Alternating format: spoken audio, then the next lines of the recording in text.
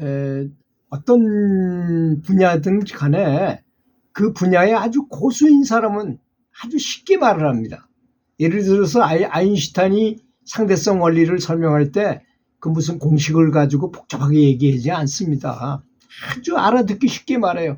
예를 들어서 이렇게 말하는 거죠. 연못이 있는데 한 사람은 저쪽, A는 저쪽에 있고 B는 나는 이쪽에 있어요.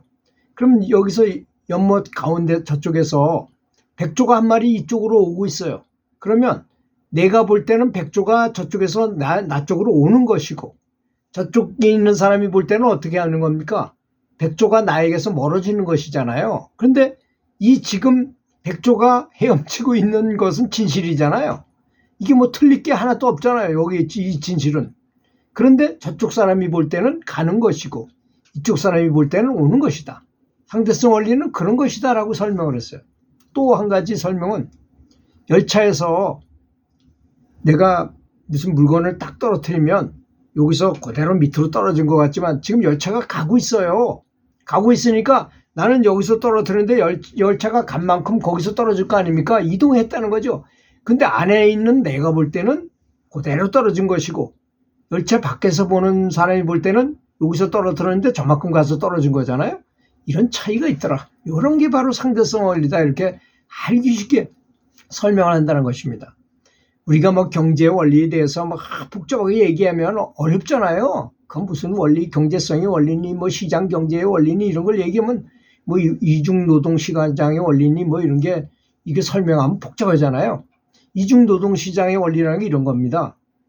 이제 내가 가난한 사람으로 태어나서 매일 노무자 노릇만 해. 근로자 노릇, 노동자 노릇만 계속 하는 사람은 언젠가 한번 재벌이 된다거나 다른 세대가 살 수 없더라는 것입니다. 또 1등병으로 2등병으로 군대에 들어간 사람은 많이 올라가 봐야 병장 하사밖에 못 달고 그냥 제대해야 됩니다.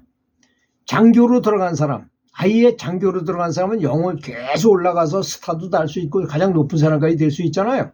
그걸 바로 이중노동시장이라고 말해요. 그래서 우리는 불법에 관심이 있고 연불에 관심이 있는 우리들은 굉장히 상근기라는 것, 중근기 이상, 중상근기 이상이라는 걸 아셔야 됩니다. 그런데 중상이냐 상이냐는 딱 한 가지 차이예요.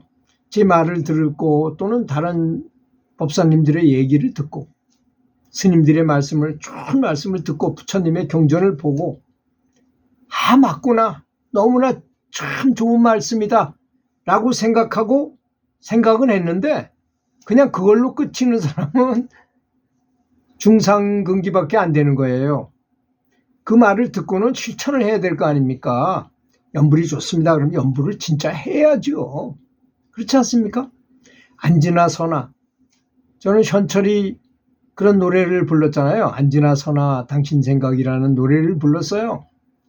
그 노래가 부른지 그 사람이 이제 현철과 벌떼들이라는 뭐 밴드 활동도 하고 뭐 이런 쪽으로 하다가 처음으로 이제 트로트를 불렀어요.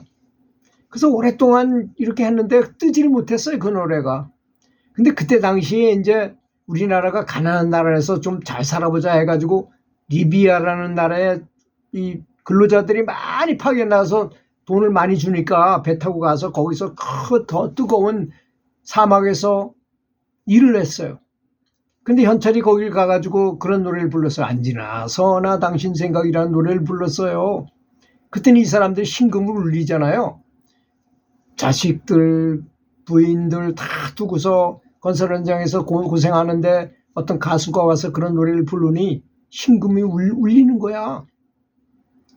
참 마누라 생각이 안 날 수가 없어요. 고생하는 마누라, 남편도 없이 고생할 거 아닙니까? 고국에서. 그래서 그 노래가 그 근로자들 때문에 떴다 그래요. 그래서 현철이라는 사람이 굉장히 톱 가수가 되게 된 동기가 됐다고 합니다. 근데 그 노래를 가사를 왜 지었느냐? 자기 부인 때문에 그런 노래를 했다는 것입니다.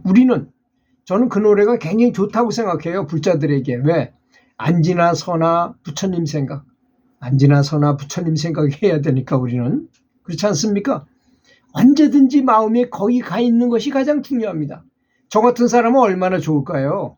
저는 아침에 일어나서 연불 하고 운동하러 갔다가 샤워하고 싹 하고 와서 또 이런 유튜브도 선 연불에 대한 얘기, 명상에 대한 공부에 대한 얘기, 영적 공부에 대한 얘기밖에 안 해요.